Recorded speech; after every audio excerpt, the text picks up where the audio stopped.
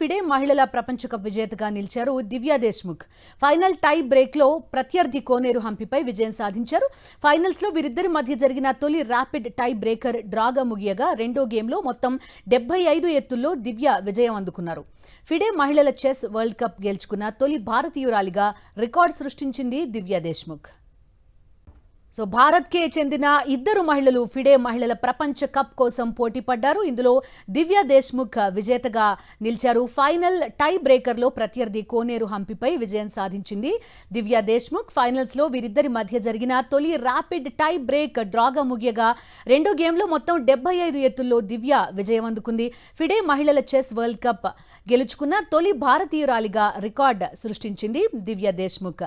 Chess champions గా నిలుస్తున్నారు. వరుసగా భారతీయులు గుకేష్, ప్రజ్ఞానంద, కోనేరు హంపి, అదేవిధంగా దివ్యా దేశ్ముఖ్. ప్రస్తుతానికి భారత చెస్ అనేది అగ్రపధాన ప్రపంచవ్యాప్తంగా కూడా నిలుస్తున్న పరిస్థితి. మరొకసారి భారత్ నుంచి ఖ్యాతి సాధించారు. ఫిడే మహిళల ప్రపంచ కప్ గెలుచుకున్నారు దివ్యా దేశ్ముఖ్.